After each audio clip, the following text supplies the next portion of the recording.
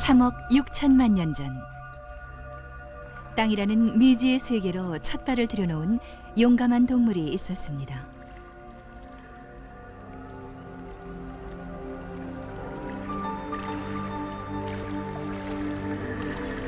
인간의 육상 조상인 익시오스테가.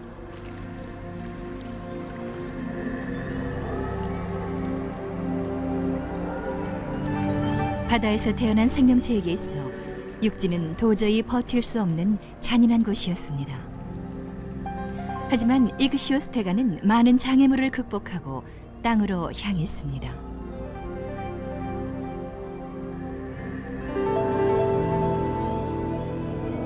한 생명체의 용감한 행동이 땅 위에도 생명이 살 수 있는 길을 열어놓은 것입니다.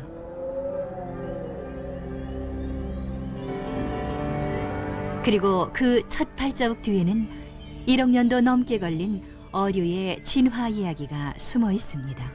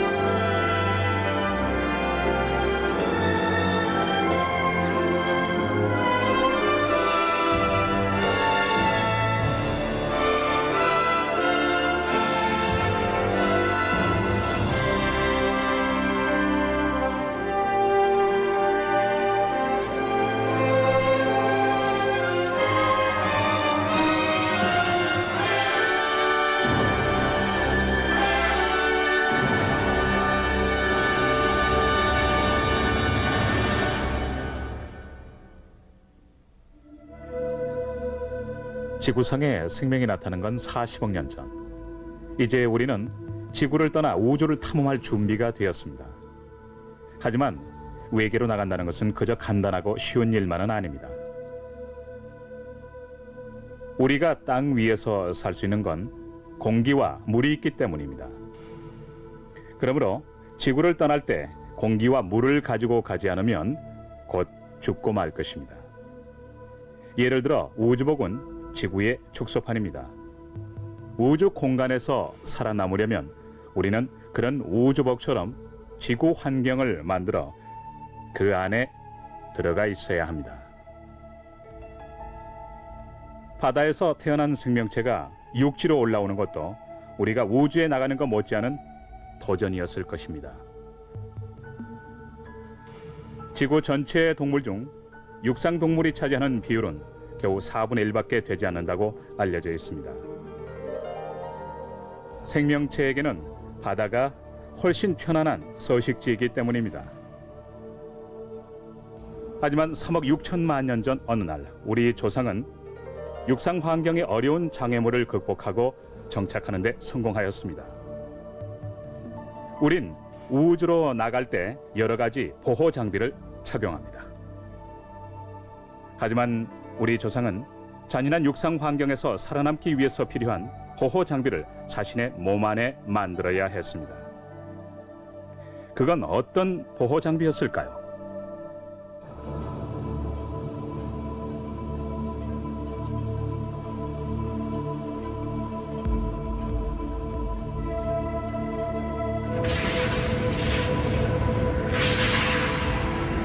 (40억 년 전) 펄펄 끓는 바다에서 생명이 태어났습니다. 그때부터 생명체는 바다에서 진화를 계속했습니다. 20억 년 전 산소를 사용하는 세포가 처음으로 탄생했고 10억 년 전 세포가 합쳐져 원시 미생물이 태어났습니다.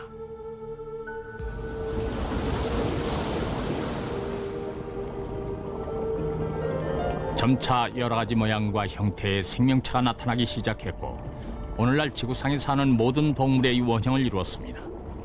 여러 가지 양분이 풍부하게 녹아있는 바다는 생명체에게 더없이 좋은 서식지였습니다. 그때도 지구상에 땅이 있긴 있었지만 살아있는 것은 아무것도 살지 않았습니다.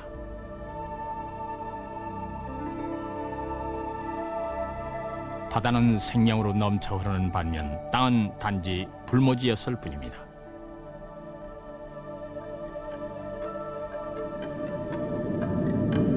그러다가 5억 년 전 중요한 변화가 땅을 뒤흔들었습니다. 갈라져 있던 대륙이 합쳐지기 시작한 것입니다. 대륙이 서로 부딪히는 곳에서 지각이 밀려 올라가면서 히말라야 같은 거대한 산맥이 형성됐습니다.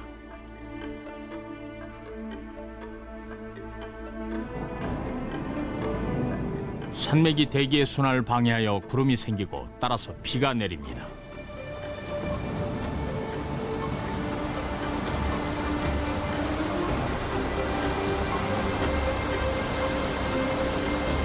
억수같이 퍼붓는 비는 산맥 옆구리를 잘라내 골짜기를 만들었습니다.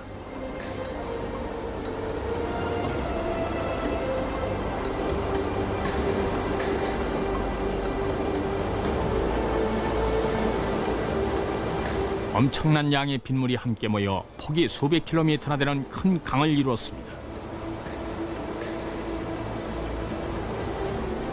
그렇게 하여 지구 위에는 바다도 아니고 땅도 아닌 강이라는 새로운 세계가 탄생합니다.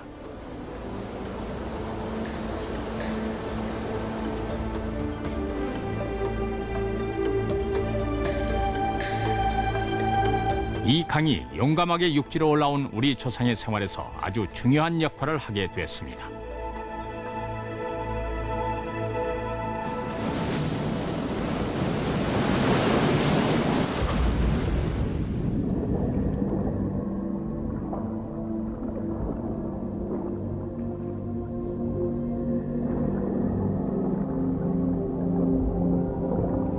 우리의 조상인 원시 어류는 이때쯤 해서 바다에 등장했습니다.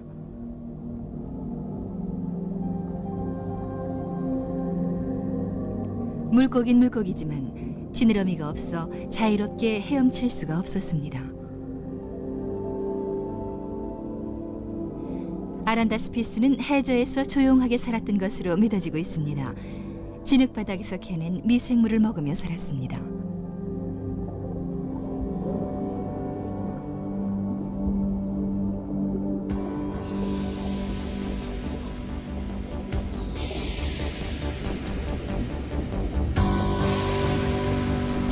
이 당시 바다를 지배했던 동물은 앵무조개였습니다.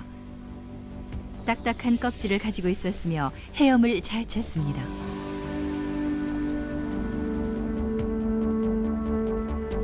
현재의 오징어가 앵무조개의 자손입니다. 오징어는 조상과는 달리 딱딱한 껍질은 없지만 능수능란하게 헤엄을 칩니다.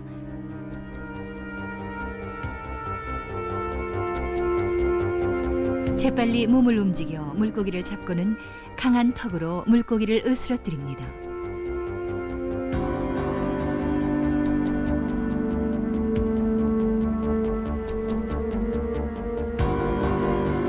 오징어와 마찬가지로 앵무조개도 강한 턱을 가지고 있었고 헤엄을 잘 쳤으며 무서운 포식자였습니다.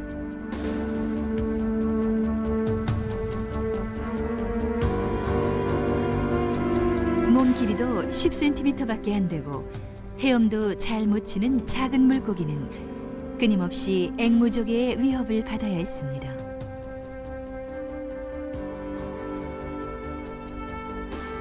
고대 물고기에게 바다는 안전한 곳이 아니었습니다.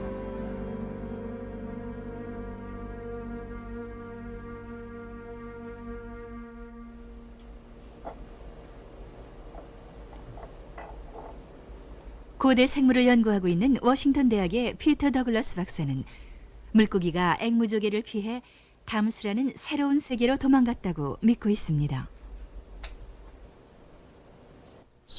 바다에 사는 물고기는 진화에 어려움이 많았습니다. 바다에는 이미 적과 경쟁자가 많았기 때문입니다. 진화를 계속하기 위해서는 적과 경쟁자를 피해 도망가는 것이 최상의 방법이죠. 그래서 물고기도 초기 진화 단계에서 담수로 가기 시작했다는 증거가 있습니다. 담수에는 당시 생물이 거의 없었으니까요. 적을 피하기에 아주 좋은 곳이었죠.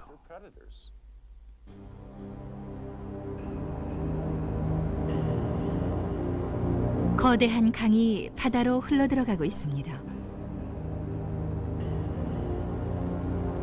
물고기에게 있어 강은 앵무조개의 공격을 피할 수 있는 좋은 곳이었습니다.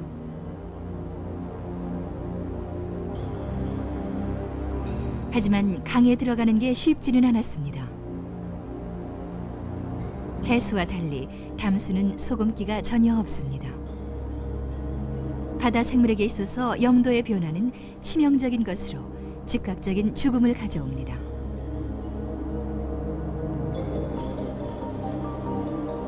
염도가 다르면 생명의 기초인 세포 자체가 파괴되기 때문입니다.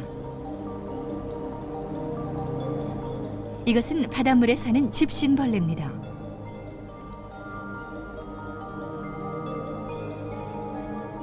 여기다 소금이 전혀 없는 물을 섞습니다.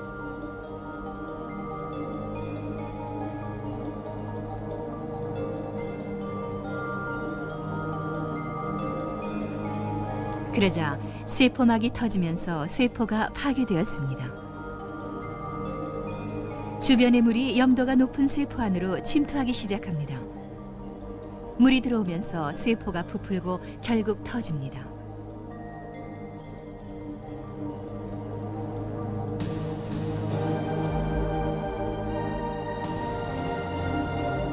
바다 생물이 염도의 차이를 극복하기는 쉽지 않습니다.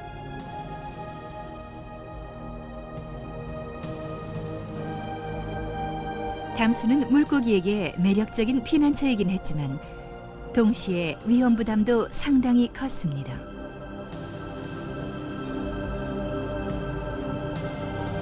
강으로 들어가는 것은 목숨을 건 모험이었습니다.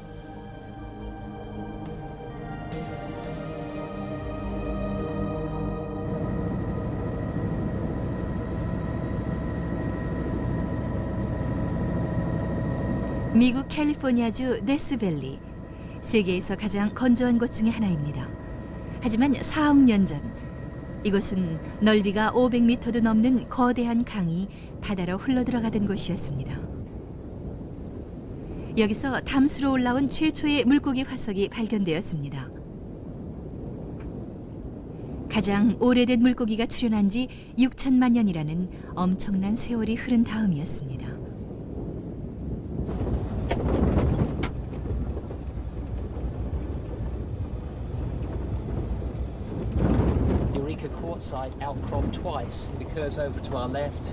화석을 발견한 사람은 노던 애리조나 대학에서 고대 물고기를 연구하고 있는 데이비드 엘리엇 박사입니다.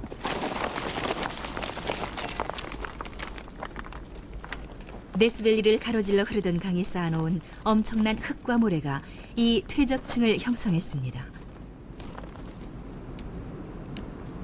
이 지층에서 엘리엇 박사는 발굴 작업과 연구를 하고 있습니다. 이것은 대봉기에 살았던 완종류인 링골리드입니다. 담수와 해수가 서로 섞이는 환경에서 많이 나타납니다. 그러므로 이 지층은 아마도 해수가 밀려 들어왔던 강 하구였던 것 같습니다.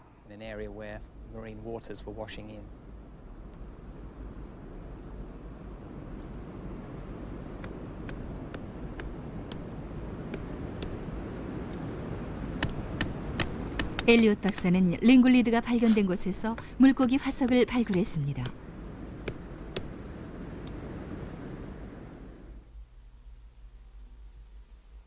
이 화석은 입감류인 프테라스피스입니다. 프테라스피스는 어떻게 염도의 차이를 극복할 수 있었을까요?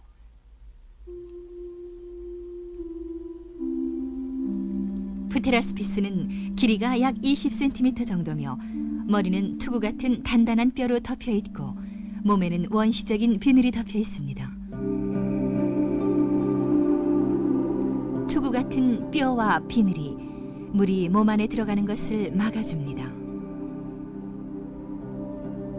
더구나 프테라스피스는 몸 안에도 염도의 차이를 극복하는 방법을 만들어 놓았습니다.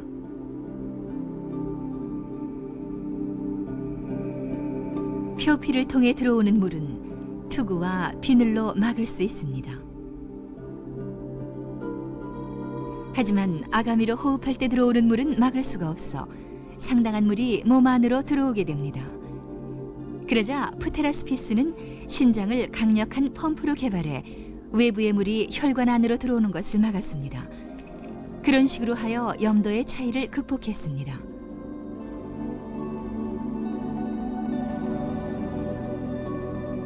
최초의 어류가 출현한 지 6천만 년이 지났습니다. 우리 조상은 강어귀에서 담수로 들어가기 위해 여러 세대 동안 투쟁을 벌였습니다.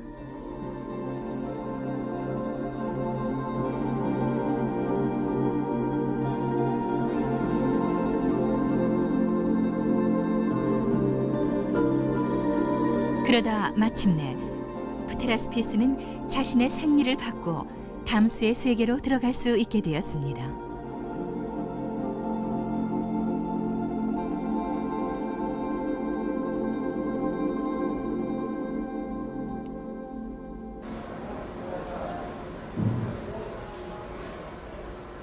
엘리엇 박사는 담수 환경에 적응한 프테라스피스를 연구하고 있습니다.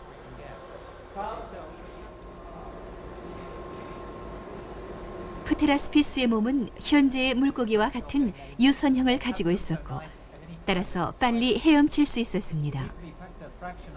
엘리엇 박사는 프테라스피스가 강물의 빠른 물살에 적응하기 위해 유선형이 됐다고 믿고 있습니다.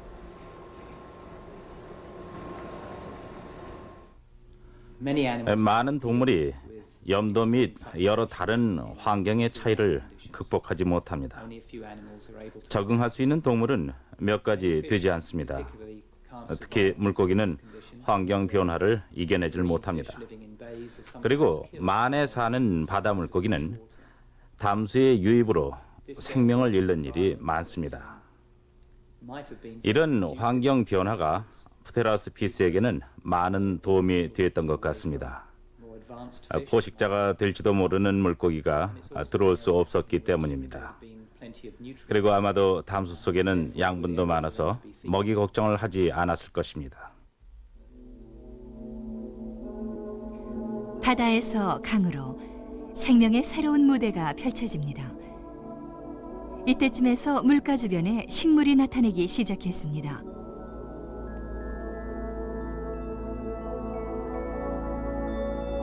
개구리밥 속에 속하는 식물 하나가 강어귀에서 자라나기 시작해 강으로 들어와 마침내 강에서 뿌리를 내렸습니다. 이끼가 강바닥에 있는 바위를 덮기 시작했고 물 위로 줄기를 뻗는 양치식물인 프테리도파이트도 나타났습니다. 이런 식물 주위에 미생물이 모였고 프테라스피스의 먹이가 되었습니다. 강에는 앵무조개처럼 위협적인 포식자가 없었습니다. 강은 그야말로 새로운 안식처였습니다.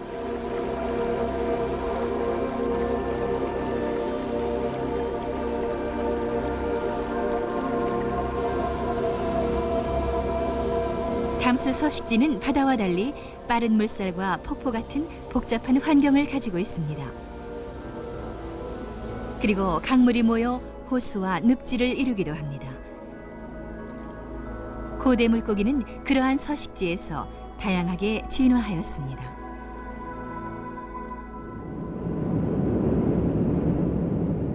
캐나다 북동부 가스페 반도의 미구아시아. 4억 년 전 이 지역은 적도 바로 아래 아열대에 위치하여 있었습니다. 해안을 감싸안고 길게 뻗어있는 언덕에는 당시 강과 호수에 살았던 물고기의 화석이 숨겨져 있습니다. 지금까지 22종의 물고기 화석이 발견됐습니다. 그들 화석은 프테라스피스 다음에 출현한 물고기가 담수에서 어떻게 진화했는지를 보여주는 귀중한 자료입니다.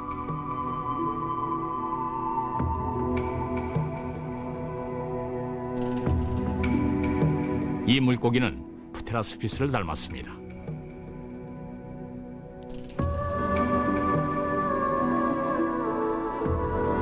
머리는 뼈 같은 툭으로 덮여 있고 헤엄치는 데 사용하는 두 개의 작은 가슴 지느러미가 있고 몸체는 납작하여 강물살에 거스리지 않습니다. 강바닥에부터 이끼와 미생물을 먹고 살았던 것으로 믿어집니다.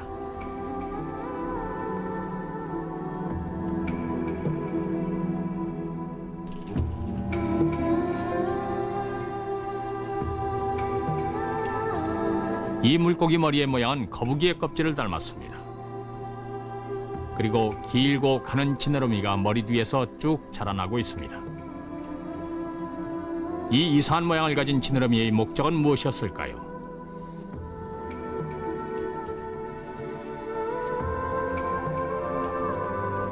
과학자들은 이 지느러미를 닷처럼 강바닥에 찔러 넣고 강물살에 쓸려가지 않도록 했을지도 모른다고 추정하고 있습니다.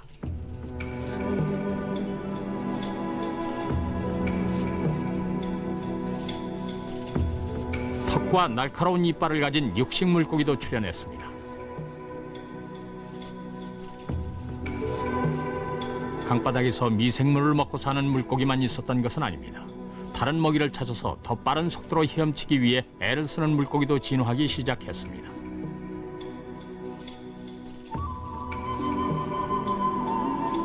염도의 차이를 극복한 물고기는 담수 환경에서 여러 가지 가능성을 탐색하기 시작했습니다.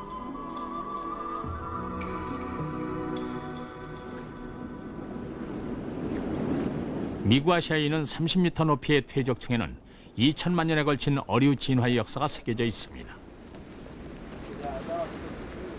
이미 50여 개의 물고기 화석이 이곳에서 발견됐습니다.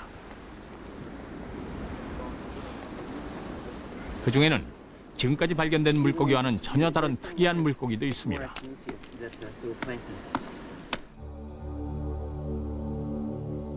등뼈가 있는 물고기입니다.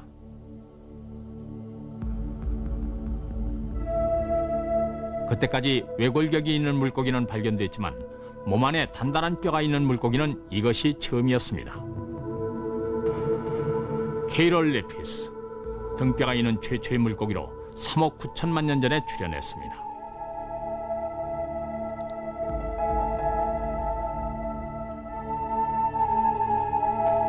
케이럴레피스는 척추 외에도 현대 물고기와 공통점이 하나 더 있습니다. 헤엄을 보다 잘 치기 위해 가슴 지느러미와 배 지느러미가 한 쌍씩 있다는 점입니다. 더구나 먹이를 잡기 위해 턱과 날카로운 이빨이 있었습니다.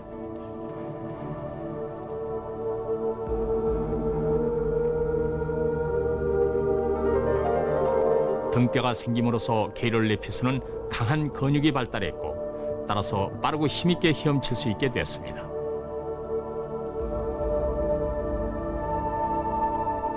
하지만 등뼈가 없어도 빨리 헤엄칠 수 있는 물고기도 몇 가지 있었습니다.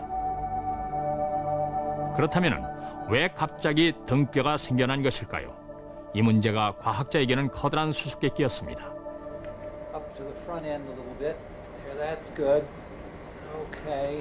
캘리포니아 대학의 말콤 S 고든 박사는 생리적인 측면에서 물고기 진화를 연구하고 있습니다. 고든 박사는 등뼈가 강한 근육을 지탱하기 위한 구조물 이상의 역할을 했을 것이라고 생각합니다. 딱딱한 뼈는 칼슘과 인 등 뼛속에 존재하는 여러 가지 무기질의 창고 같은 역할을 했을지도 모릅니다. 특히 칼슘과 마그네슘은 신경작용과 심장근, 골격근, 내장근 등 모든 근육의 작용에 필수적입니다. 그리고 혈액 속의 철분 등 무기질의 함량 조절에도 필수적이었습니다. 그런 것을 조절해 줘야만 동물은 제대로 기능을 발휘하며 살아갈 수 있습니다. 담수는 염도의 차이뿐 아니라 또 다른 문제를 제기했습니다. 생명을 지탱하는 데 필수적인 무기질이 모자랐던 것입니다. 예를 들어 담수의 칼슘 함량은 바닷물의 10분의 1 내지 100분의 1밖에 되지 않습니다.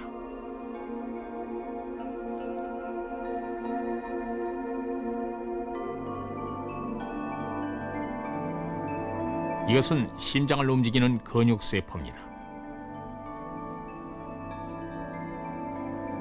근육세포 하나하나가 이웃의 다른 세포들과 완전한 조화를 이루며 움직이기 때문에 심장은 몸 전체에 피를 보낼 수 있습니다. 심장의 이러한 조직적인 기능을 통제하는 것이 칼슘입니다.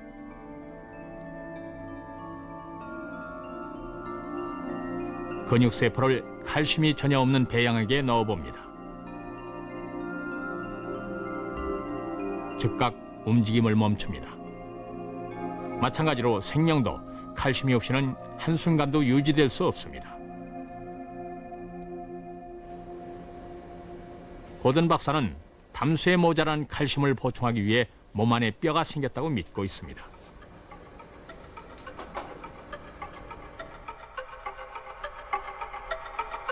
강의 칼슘 함량은 계속 변합니다.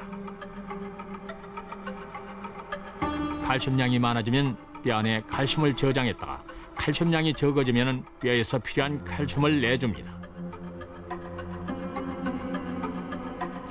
이렇듯 뼈의 기능은 외부의 조건에 관계없이 지속적으로 칼슘을 공급하는 것입니다.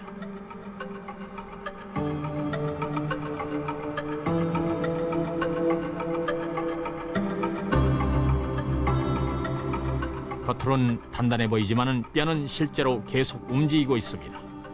화면 맨 위에 있는 것이 단단한 뼈 부분입니다. 그 아래서 움직이고 있는 것이 뼈를 녹이는 세포입니다.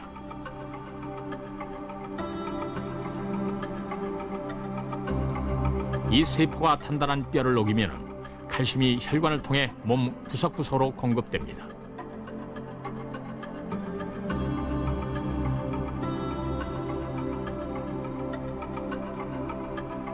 뼈 안에 저장되는 무기질은 칼슘뿐이 아닙니다.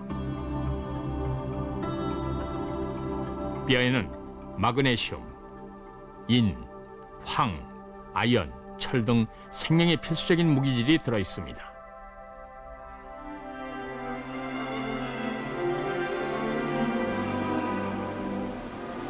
바다에 존재하는 모든 무기질이 뼈 속에 들어 있는 것입니다.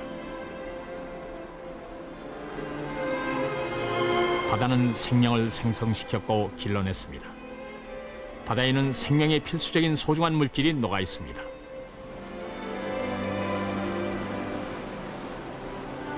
뼈는 이 자원이 풍부한 바다의 대체물인 셈입니다.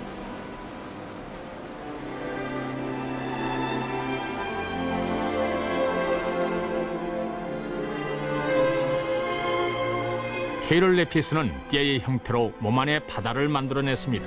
생명체는 바다에서 독립할 수 있는 생리체계를 진화시킨 것입니다. 한편 등뼈가 없는 물고기는 칼슘이 부족한 강물에서 살아남기 위해 상당한 고전을 했을 것입니다.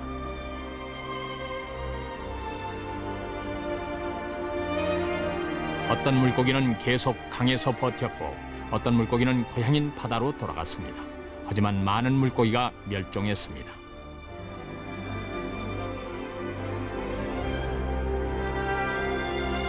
등뼈가 생겼느냐 안 생겼느냐에 따라 물고기의 운명이 결정됐습니다.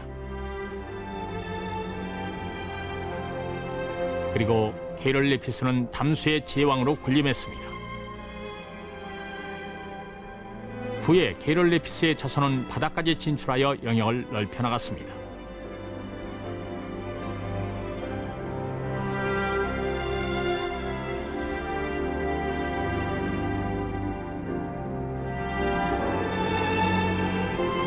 오늘날 강과 바다에서 자유롭게 헤엄치고 다니는 물고기는 모두 담수 환경에서 진화한 케이롤레피스의 자손입니다.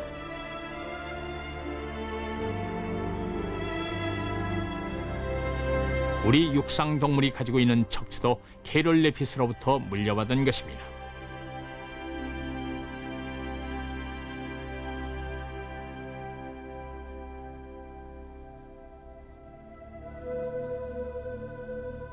이제 우린 단지 구조적 지지물로 생각했던 뼈가 실제로는 생명을 지탱해주는 바다라는 사실을 알았습니다.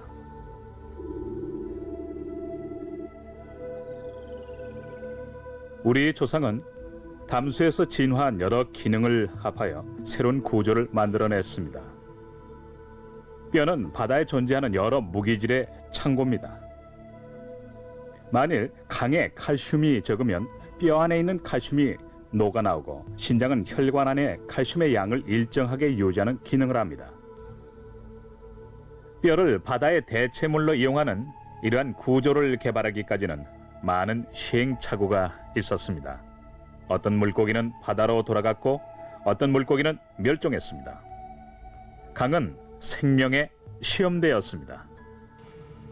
강이 있었기에 땅 위에서 살 수 있는 신체 구조가 발전할 수 있었던 것입니다. 동물이 땅 위에서 살기 위해서는 공기가 필요합니다. 또한 땅 위에서 몸무게를 지탱해 줄 만큼 튼튼한 골격 구조가 있어야 합니다.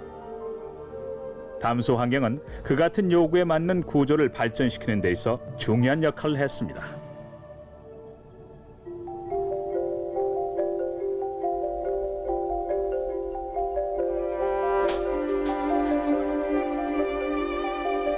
케이롤레피스가 만들어낸 4개의 지느러미는 지금의 물고기한테 계승됐습니다. 물고기는 지느러미를 이용해 경쟁적으로 헤엄 솜씨를 닦아나갔습니다.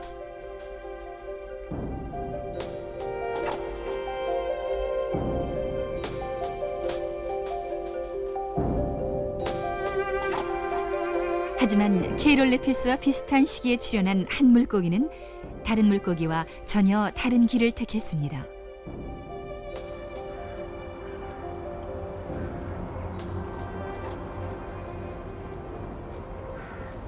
Are very important for understanding the evolution of the vertebrates. It's in here. 스웨덴 자연사 박물관의 한스 씨 베링 박사는 물고기임에도 불구하고 전혀 다른 길을 택한 이 동물에게 관심을 가지게 되었습니다.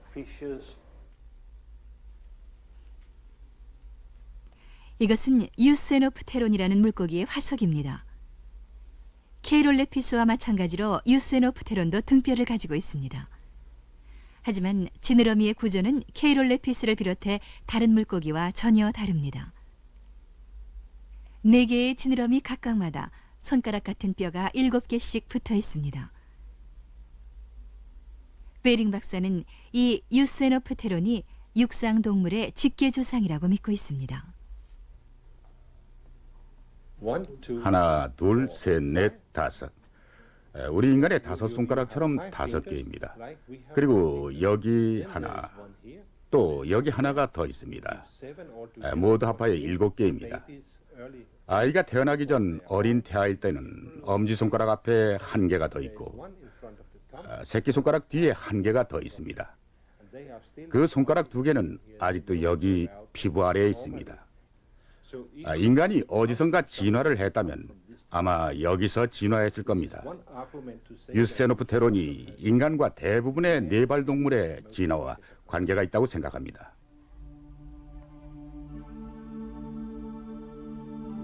겉으로 보기엔 유세노프테론은 보통 물고기처럼 보입니다. 하지만 보통 물고기는 지느러미에 뼈가 없습니다. 왜 유세노프테론은 지느러미 안에 단단한 뼈를 갖게 되었을까요? 유세노프테론은 변형된 지느러미를 팔이나 다리처럼 이용하여 수초 사이에서 기어다녔습니다. 그런 물고기는 지금도 살고 있습니다. 그러므로 어떤 물고기는 그런 구조를 몸 안에 가지고 물에서 살다가 마침내 그 구조를 이용하여 가까운 물가 식물 주위를 돌아다니거나 죽은 동물을 찾아다니는지 모릅니다.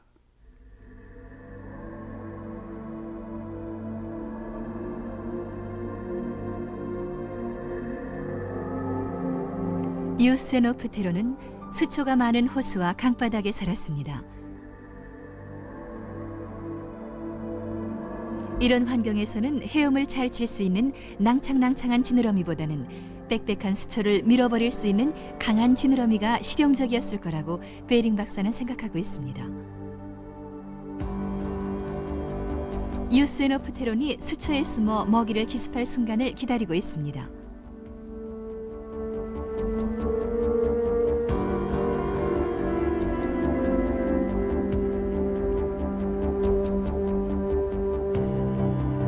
유스에노프테론은 강바닥을 서식지로 선택함으로써 지느러미의 뼈를 갖는 구조가 촉진됐고 그것은 뒤에 육상동물의 진화로 이어졌습니다.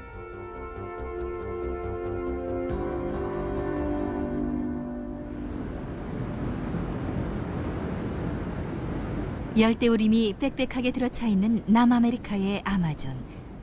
강가에 끝없이 이어져 있는 늪지는 유스에노프테론 시대의 환경과 비슷하다고 합니다. 이 늪지에는 여러 가지 특이한 물고기가 삽니다. 그 중에 하나가 진흙 속에 사는 페어입니다.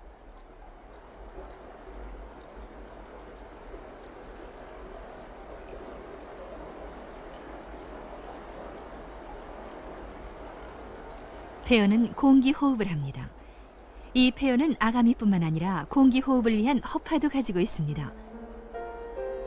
진흙탕물에는 산소의 양이 매우 적습니다. 페어는 아마도 물속에 산소가 모자라자 공기 속의 산소를 호흡하기 위해 허파를 진화시켰을 겁니다.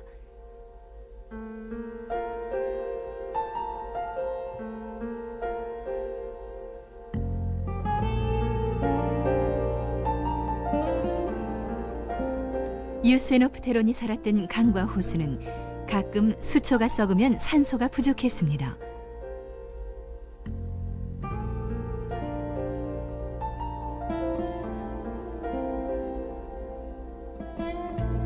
베링 박사팀의 연구에 따르면 유스에노프테론도 공기 속의 산소를 호흡하기 위한 허파가 있었다고 합니다.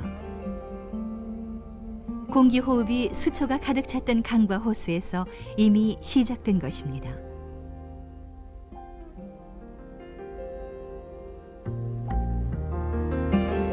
신선한 공기를 마시기 위해 물 위로 머리를 내놓았던 유스에노프테론은 육지의 경치를 보았을 것입니다. 이제 신장과 등뼈와 허파까지 생겼으므로 육지는 갈 수 있는 곳이 되었습니다.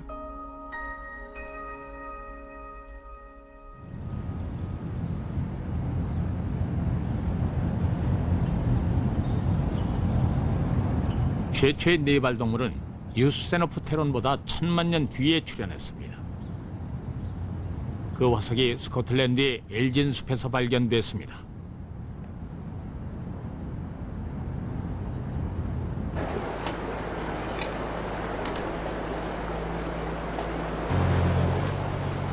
당시에는 아마존의 늪지와 같은 늪지가 이곳을 덮고 있었습니다.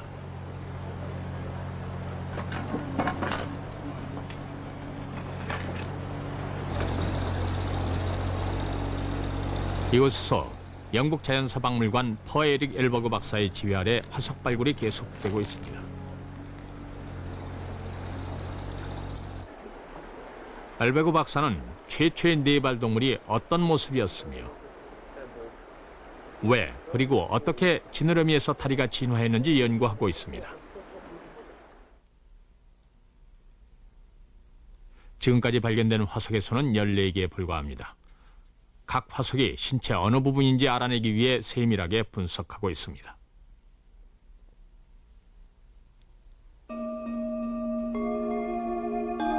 이것은 다리뼈의 일부입니다. 몇 개 안 되는 화석과 현존한 동물을 참고로 해서 전체적인 모습이 복원되고 있습니다.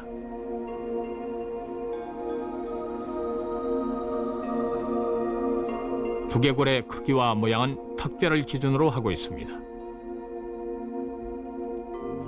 일단 머리 크기가 정해지면 전체 크기를 연역해낼 수 있습니다. 어깨 관절과 다리뼈 조각으로부터 몸의 부피를 추정할 수 있습니다.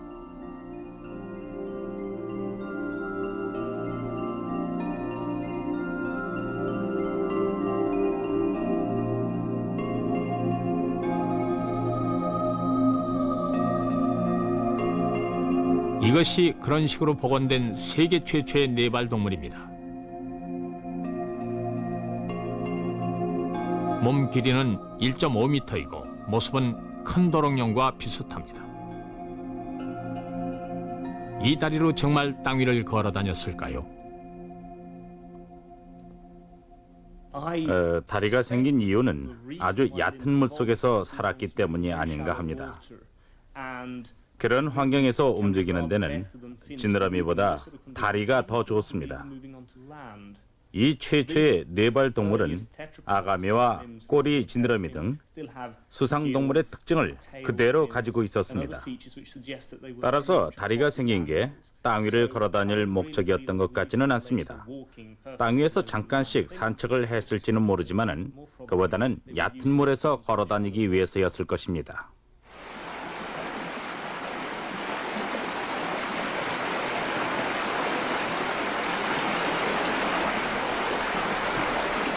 현재 큰 도롱뇽도 4개의 다리를 가지고 있지만은 대부분의 시간을 물속에서 보냅니다. 큰 도롱뇽을 자세히 관찰해 보면 얕은 물에서는 지느러미를 이용해 헤엄치는 것보다 다리를 이용해 걷는 것이 쉽다는 것을 알 수 있습니다.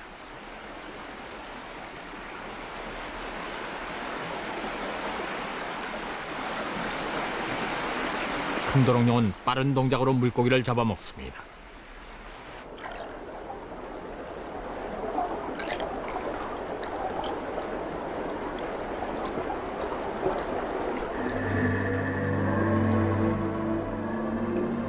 물살이 빠른 강에서도 큰 도롱뇽은 강바닥에 단단하게 붙어서 걸을 수 있습니다.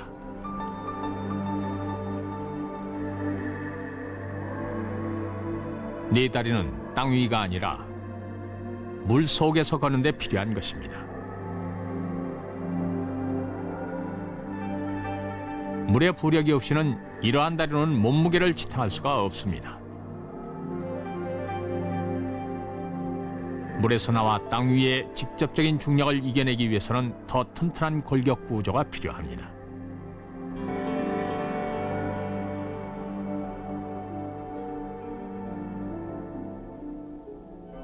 이때쯤에서 땅 위에는 식물이 나타나 10m가 넘는 양치식물 프테리도파이트가 거대한 숲을 이루고 있었습니다. 그늘진 곳과 습지와 땅에는 작은 곤충이 살았습니다.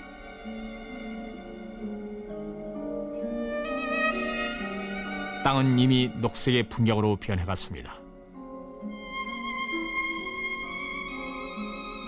하지만 최초의 네발 동물은 아직 땅 위에서 살 수는 없었습니다. 땅 위에서 살려면 마지막으로 넘어야 할 장애물이 있었습니다. 바로 중력입니다.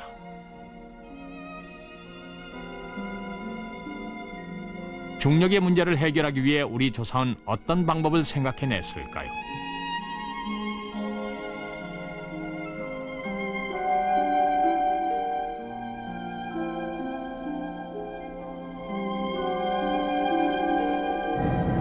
그 대답은 극지방에 있는 땅 그린랜드에서 찾았습니다.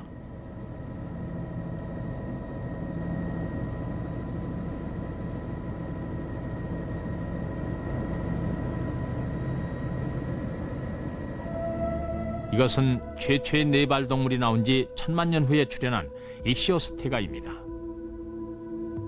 두개골 크기로 판단해 보건대 몸 크기는 1m가 넘었을 것으로 추정됩니다. 등뼈와 뒷다리를 분명하게 볼 수 있습니다.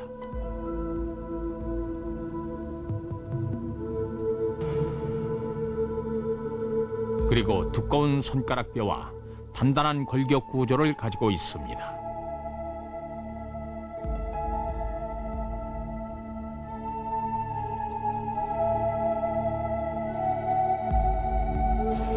이시오스테가 화석을 발견한 사람은 에릭 자빅 박사입니다. 신체 여러 부분의 화석 조각을 연구한 결과 이시오스테가가 땅 위에 첫 발을 내딘 최초의 동물이란 결론을 내렸습니다. She has real foot. 4개의 다리. 이걸 분명히 어디엔가 사용했을 겁니다. 이 다리로 걸었을 겁니다. 다리뼈는 튼튼하고 무겁습니다. 그리고 몸에는 무겁고 두꺼운 갈비뼈가 있습니다. 아마 빨리 달리지는 못했을 것 같습니다.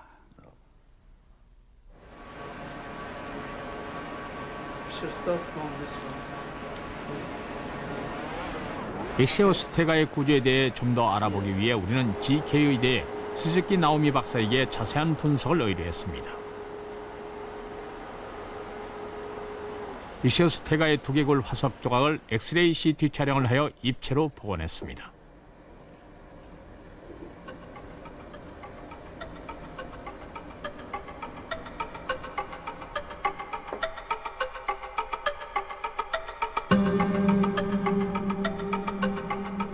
분석 결과 엑시오스테가의 뒷다리는 350kg을 지탱할 수 있을 만큼 튼튼하다는 사실이 밝혀졌습니다.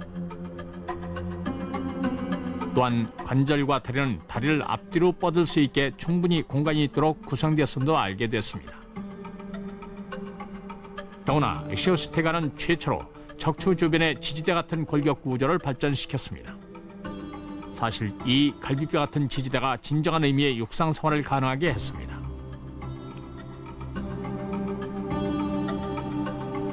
부력이 있는 물속과는 달리 땅 위에서는 심장과 허파 같은 중요한 신체 기관을 보호할 필요가 있습니다.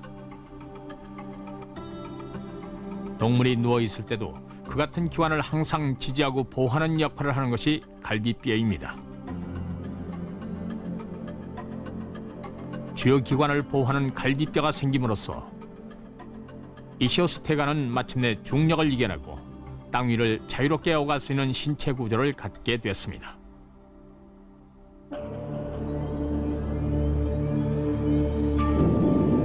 현재 극지방에 위치하고 있는 그린랜드는 3억 6천만 년 전 엑시오스테가의 시대에는 적도 아래에 있었습니다.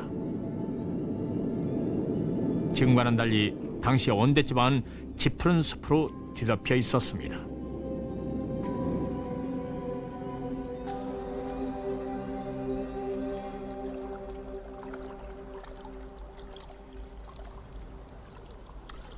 (3억 6천만 년) 전 어느 날 엑시오스테가가 마침내 땅 위로 발을 내딛는 순간이 찾아왔습니다. 물고기가 최초로 담수에 들어온 지 무려 1억 년이나 흐른 뒤였습니다.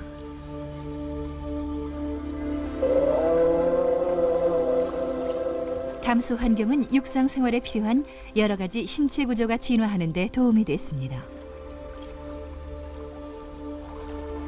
이 같은 진화는 강과 호수에 들어온 물고기가 수많은 장애물을 모두 극복했기 때문에 가능했습니다. 조상이 이루어놓은 진화 결과 중 최고의 것들로 무장을 하고 엑시오스테가는 땅으로 향했습니다.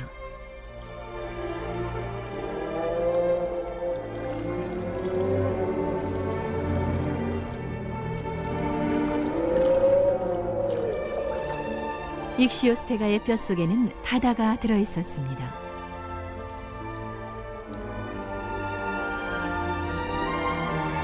바다에서 강으로, 다시 강에서 땅으로 1억 년이라는 오랜 세월에 거쳐 바다에서 독립한 생명은 마침내 육상 환경에 도전장을 던졌습니다.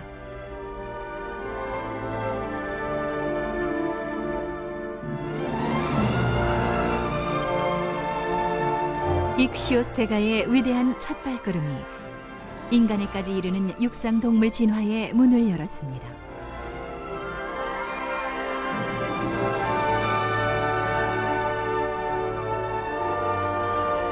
양서류, 파충류, 포유류, 그리고 인간. 이제 바다뿐 아니라 땅과 하늘도 생명으로 가득 차 있습니다. 척추가 생기고 몸 안에 소중한 바다를 품게 되면서 동물은 지구 위의 다양한 환경에 적응할 수 있게 되었습니다.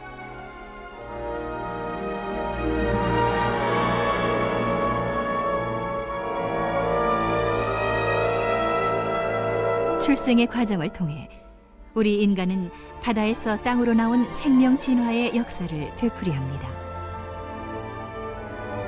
엄마의 자궁은 태아를 기르는 바다입니다. 어린 태아한테는 아가미 구멍 같은 것이 있습니다.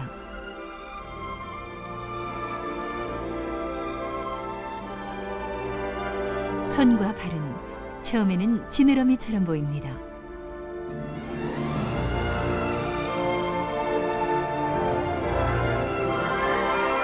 점차로 지느러미는 갈라져 5개의 손가락과 발가락을 형성합니다.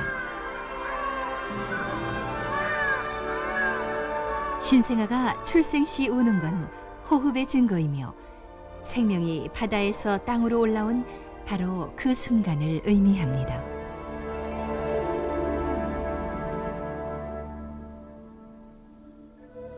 인간은 태어날 때 엄마의 자궁이라는 바다에서 땅으로 나오는 진화의 역사를 되풀이합니다. 그리고 이 세상에 태어난 후에도 우리는 뼈라는 형태로 우리 몸 안에 들어와 있는 바다에 의존하여 삽니다. 물속의 부력에 의존하여 살았던 익시오스테가가 땅 위로 올라와 처음 경험한 중력의 힘은 엄청났을 겁니다. 제가 우주 공간에서 무중력 상태를 경험한 것은 단지 8일 뿐이었습니다. 하지만 지구로 돌아왔을 때 제 몸에 느껴지는 중력의 무게는 엄청났습니다. 몸 전체가 꽁꽁 묶여 있는 것처럼 느껴졌고 걸어다니는 게 어색했습니다. 그렇다면 왜 익시오스테가는 굳이 편안한 물속을 버리고 힘든 땅 위로 올라왔을까요? 저는 어렸을 때부터 우주에 대한 꿈이 있었습니다. 우주로 나가 빛나는 지구를 바라보고 싶었습니다. 중력의 무게에서 해방되어 무중력의 우주에서 자유롭게 떠다니고 싶었던 게 간절한 소망이었습니다. 어쩌면 익시오스테가도 미지의 땅 위 세계에 대한 열망을 가지고 있었을지 모릅니다. 익시오스테가가 땅으로 올라온 일은 미지의 세계에 도전하는 생명의 힘에 대해 시사하는 바가 큽니다. 우리는 미지의 세계에 도전할 때만이 새로운 가능성을 탐색할 수 있습니다. 만일 생명이 물속에 그대로 있었다면 지금처럼 이렇게 다양한 생명체로 가득 찬 아름다운 세상은 태어나지 못했을 겁니다. 익시오스테가의 상륙은 우리 인간으로 이어지는 첫 번째 발걸음이었습니다.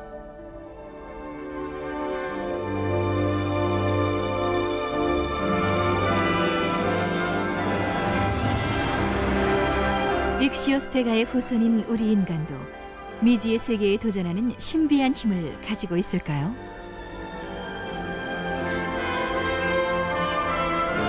우리에게 생명의 힘을 가르쳐 주었던 상륙의 드라마는 동시에 바다의 소중함도 일깨워주고 있습니다.